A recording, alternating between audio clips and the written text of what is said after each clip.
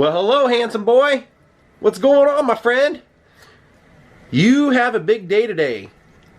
Breck and I are going off on a vlogging trip, and you're going to stay with your uncle, Uncle Scott Michaels. Yeah, you know what's crazy? Your grandma told me she's very proud because now you and her are both death hags. What do you think of that? You're gonna have fun. Yep, good morning, my friends. I don't feel 100%, but I do feel better. I know I don't sound that much better. I do sound congested still, but I do feel better. So, yeah, Jaw's gonna go hang out with Scott. That's how perfect is that? A couple of months ago, I had texted Scott, and I didn't get a response from him. And then like 12 hours later, I did, and he said, "I'm really sorry I didn't respond. I lost my dog today." And so he, you know, he is a big dog lover. And last weekend I took Jaw over to the parking lot sale there, and Scott was playing with him, and he said, "You know, I miss my dog so much. If you ever need anyone to watch Jaw for any amount of time, please ask me." And I was like, I totally trust him. It's just a perfect match. So this will be the first time Jaw's gonna go and spend the night with Scott, and yeah, this should be a great trip. I'm gonna head down to Breck's house. Then we are gonna head out to Palm Springs and stop at Kenny's place out at Robo Lights because Breck has a bunch of stuff to donate. So Daze with Jordan the Lion begins right now. You're in good hands. That'd be nice, very nice. All right, we're on our way to Breck's house. Oh, and a little bit of little heads up. My girlfriend and I booked another room at the Madonna Inn, so we'll be returning to Madonna Inn here in a week or two, and we got a really cool room. So Breck, I haven't told anybody what we're doing, and we're actually going to be filming about 2, maybe 3 videos a day on this road trip. So we are headed off now to see Kenny. Nice shirt, by the way. Are you excited for this trip? I've told you what we're gonna do, and so it's, you know, it's not, we were thinking of going to Arizona, but we're gonna save that for a later time. This time we're gonna go somewhere a little unexpected, and I've told you where we're going. What do you think? Are you gonna have fun? This is gonna be great, yeah. All right, let's roll. Let's go. So we're stopping by Kenny's place on the way out of town because you know, Robo Lights always needs a little bit more, and Breck has a ton of stuff to donate. And if anybody can find a use for it, it's Kenny, so we're out of here. All I have is a backpack and my guitar to mess around with in the hotels.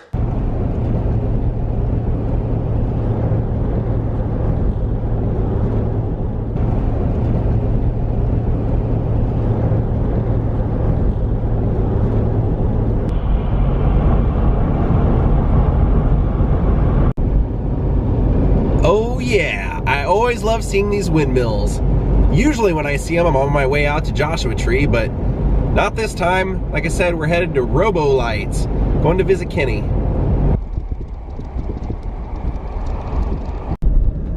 Look how hazy it is out here. This is like all crazy gravel dust. We're at the hole in the wall. Breck and I have been here before, but we came, by the time we got here that time, it was getting dark out, and so we weren't able to really show this in all of its glory, but it's a spider someone made out of a VW bug. And then if you look all the way over there, they have like a lookout tower with like a spider web up there. We'll get a little closer to it.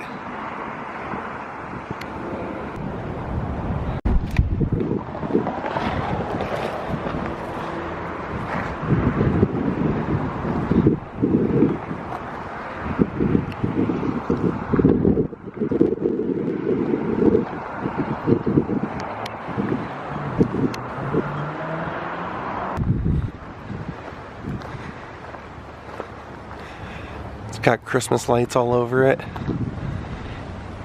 We never saw it lit up though. Breck and I were noticing they have a few of these around the property. They look like they're like tiki god faces. You can see like the eyes and the nose in there. Yep, and over there.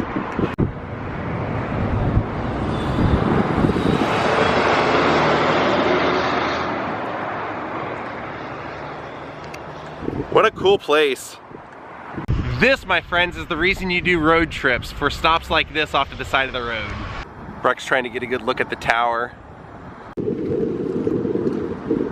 Check this out. That mailbox is easily like 20 feet high and it says airmail, and then there's a little like bird one underneath it. That's crazy, I love it. Forgive quickly. I feel like we're in Starship Troopers 2 with all this dust going through. Oh, I always love coming here. Let's go find Kenny. He said just to come on in.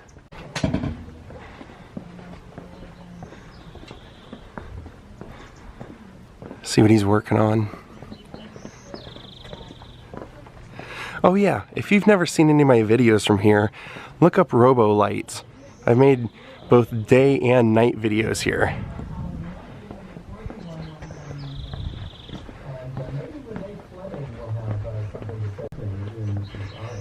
Kenny!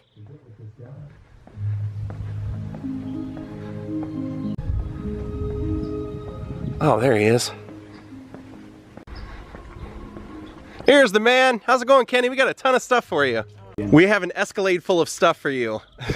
Okay. Some Christmas themed stuff, some all kinds of nonsense, so hope you can use it. Yeah, I'll put good use of my art.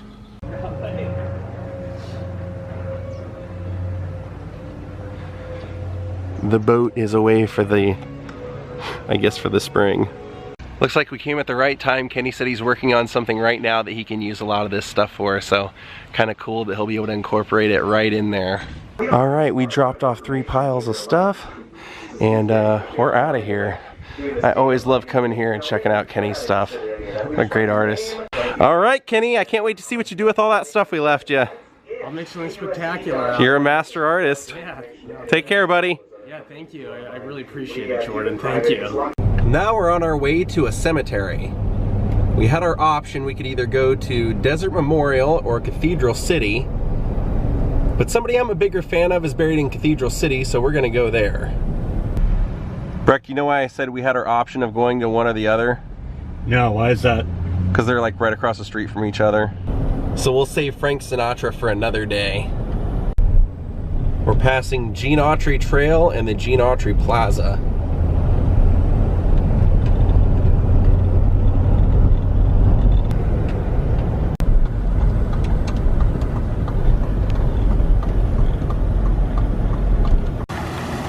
All right, so what we're looking for is directly in front of us. It's the, right beyond this tree, the Tower of Memories. Came to pay respect to the great Rock Hudson.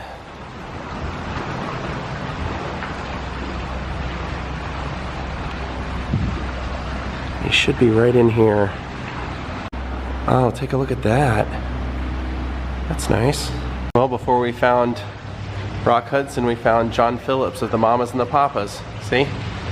Papa John, California Dreamin'. There's actually a handful of people buried here, but Dinah Shore, Jane Wyman, people like that, but we're here for rock. Oh, okay, since we ran into Buddy Rogers, I'll show him too. Star of film, radio, and television, America's Boyfriend. Well, here he is. Right there. You might be wondering why he shares, you know, a resting place with all these names. It's because these are people who are not actually buried here. His ashes were scattered at sea after he died, but he was just such a cool guy in movies that I wanted to come and honor him because, you know, this is a guy, and one of the primary reasons I really wanted to come was because of these names above him. George Nader, Mark Lincoln Miller.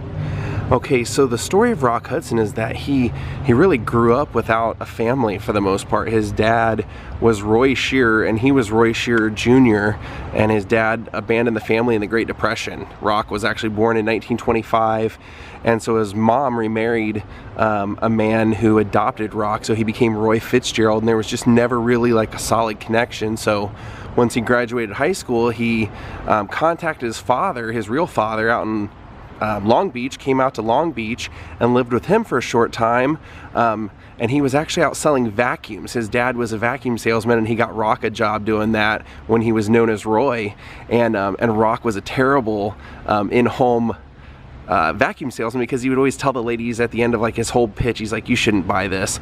So his dad kicked him out, and he eventually got a job driving a truck. And someone there said, like, you're a pretty good looking guy, have you ever thought of acting? So he went to hang outside of like Paramount and some of the studios, and Raoul Walsh, the director, spotted him and said he had a good look, and without ever auditioning him or anything, he put him in a movie, and put him in this movie, giving him lines, not knowing that Rock had never acted before, and he was horrible. He couldn't deliver any of the lines. They said he was just like, people that were on set said it was like, it was painful to watch. And even after all the takes and everything that they kept doing, they were only able to use like one line out of it. So the studio, or Raoul Walsh, had signed him already to like a multiple year deal, and was starting to rethink it. And Universal saw him, and also Rock had got an agent at that point, and he was still going by Roy Shearer, or actually Roy Fitzgerald at that point, but his agent managed people like Tab Hunter, and this agent was known for changing people's names to something very masculine. So he came up with Rock Hudson, Rock being R-O-C, the mythical bird of prey. And so he just added a K to it, and the Hudson was based off the Hudson River, and sent him to acting classes. And what they found out was that he, once he started acting, Universal wanted him. So Universal bought his contract off of Raoul Walsh, and they started putting him in things, but what they realized was that he had really no social skills. He had no friends, and the only people that Rock Hudson was hanging out with were people that he met at the studio. So the studio actually intervened and asked some people that they knew. I think it was actually maybe his agent was the one that put him in touch and said, go meet with these people, because Rock's agent already knew that Rock was gay. Back in that day, that was very taboo. The studio knew Rock was gay, and so they just said, like, as long as you play ball, you'll be fine. Like, he'll go on forced dates, to be seen out in public and things like that. But what they did was they paired him up with George Nader and Mark Miller, who were a homosexual couple, and said, hey, you should meet these guys, you might get along.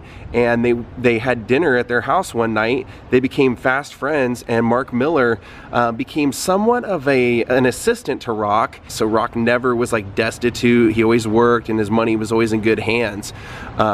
But Rock then, they said, like, it was easier for them to go out as 3, because if you went out as 4, then people knew when you went out in public, like, hey, this is like a double date. But if you went out as 3, nobody suspected a thing. And so Rock, as he got more popular, people didn't really suspect anything. Now, he was married one time to a woman named Phillips, and it was actually, they say, like, just a stunt. It was his agent's secretary. And it was a short-lived thing, and he ended up paying her alimony and everything afterward. And it was just something to kind of quiet the rumors down about Rock. But he became a huge star. He was in a lot of westerns. He did the stuff with George Stevens, like Giant, and then really hit his stride, surprisingly, in something he didn't want to do. They wanted to pair him up with Doris Day for Pillow Talk, and when he read the script, he said, no way. He said, that's too risque. There's absolutely no way that will fly. Nobody will ever like that. And he actually turned it down 3 times. And then once Doris Day finally intervened and said, Rock, please do the movie, he decided to do it, and their chemistry was like second to none, and they ended up doing multiple movies together, and that was like a whole different side of Rock. Rock had never really done that kind of comedy. He had always been very dramatic and like Magnificent Obsession and Giant and things like that, but now he was known as a comedic force and ended up working pretty much the rest of his life. Now, he was a major workaholic, and so when one project would end, he would always find something else to work on, but he lived a very secretive double life. He didn't even have really a boyfriend or a solid relationship until his late 40s. Now, he would go on dates, and he would also like kind of hook up with people, and sadly, that's what ended up causing him to contract AIDS. And Mark Miller said in an interview, he's like, we know exactly where he got it, how he got it. He said there was there was like a ring back then of like people that were quietly gay, and a director friend of Rock's called him one night and said, hey, there's a guy you have to meet in New York. Rock got a flight, went and met this guy, paid him $150, came back and never thought anything of it. And then 6 months later, they got a call from that guy saying, "I'm really sorry, I didn't know that I was HIV positive when I was with you." And shortly thereafter, Rock started showing signs of his health failing from AIDS. Now this was huge because Rock had never come out. In fact, when he would be interviewed, that was the #1 question people would always ask him is, "Are you gay?" And every single time he would say, "Next question." Never would answer it. He had a great career long after his leading man days. I mean, he was still a leading man, but an older leading man, because he would do the mystery shows that eventually came out, Macmillan and Wife and things like that. But then he really started to show, when he was showing up to sets, his face was more and more caved in, and he had been a lifelong drinker, a lifelong smoker, and then one of his relationships was with a guy who was an alcoholic, and that turned him from a social drinker into pretty much an alcoholic, and unfortunately it started to show. And Doris Day, when Rock was really sick, got her own TV show, and she wanted Rock to be the very first guest. And Mark Miller said, we begged him not to do it. We said, you are no condition to be on TV. His mind was starting to wander then, but he said, no, Doris needs me. And it's a very memorable moment to watch that episode. And even Doris Day would say later that she begged him. She said, I can tell you're sick. Come here and live with me. I'll take care of you as long as it takes. And he wouldn't do it.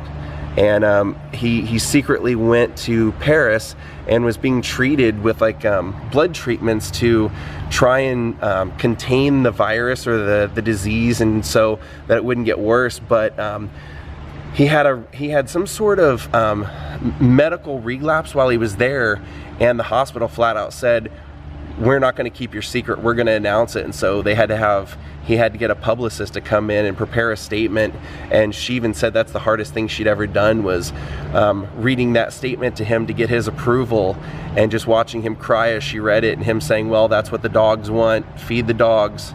Now this was huge at the time because nobody knew, you know, even Sam Kinison, I remember, had a bit in his comedy act where he would say like, man, that rocked the world. Nobody knew Rock Hudson was gay, and then him coming out with AIDS, it just blew everybody's mind.